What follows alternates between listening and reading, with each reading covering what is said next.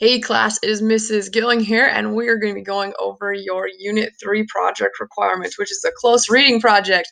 But before we do, your favorite part of the unit, I know it is, the joke of the unit. Ready? Go, go, go. Joke of the unit. What did the judge ask when he went to the dentist?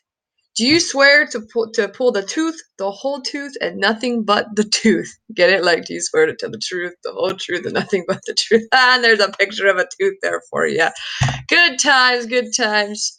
You may be rolling your eyes because it's pretty punny, but you'll probably tell someone it too. I believe that. I believe that. All right, let's get into your project requirements. So, close reading project instructions. Here's your prompts. First, you're going to read the article, and it is located in your course. It's called Stressed Out.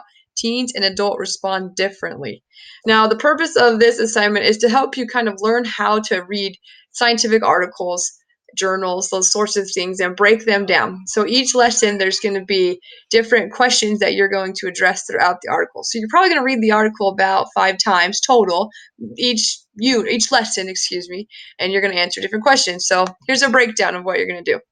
So in lesson 11, you're going to just write your initial thoughts. What do you think about that article after you just read it? Make sure to write at least a paragraph, so 3 to 5 sentences. Lesson 12, you're going to list 3 unfamiliar terms. So find 3 words that are in that article that you're like, I'm not quite sure what that means. Write those words down, then make a guess of what you think the definitions are. Write your guess down, and then look up the actual definitions and write those down. After you've done that, I want you to just write little sentence comparing your definitions to the actual ones. So how close was your definition to the actual definition? And then answer the question, how does knowing the terminology help clarify the article's meaning? In lesson 13, you're going to answer the question, what is the author's main message? So try and break it down and say, if I were to summarize just briefly what the article's main message is, this is what I would tell people it is. So if your friend were to say, hey, what article are you reading? What's it about? Boom, that little synopsis, the answer that you give to your friend, that's what you're going to write here. Write 3 specific details from the article that support that. So this is what the main point is, and these are some things I found in the article that support that that's the main point. Also, identify the audience the article is most likely written for. So why did that author write the article? Who's it for? What group of people? And how does the nature of the audience affect the author's purpose? So does the author write it a certain way because it's talking to a certain group of people? Lesson 14, describe any bias or misleading or incomplete information in the article. So did they leave out maybe any important research?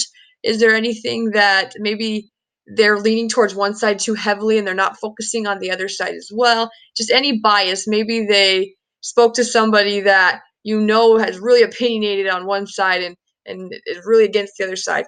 Maybe they didn't get enough information. So look through the article and identify any bias or misleading information that you might find. And then last part, lesson 15, this is the longest part.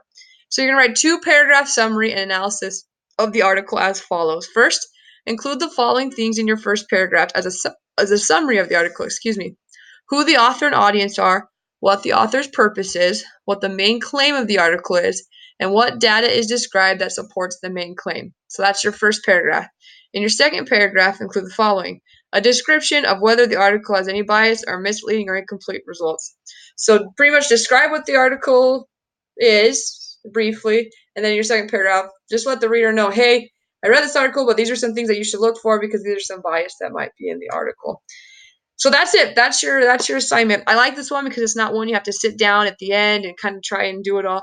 You're going to work on it throughout the unit.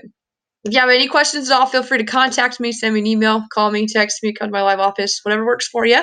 But other than that, good luck, and we will catch you next unit. Thanks, guys.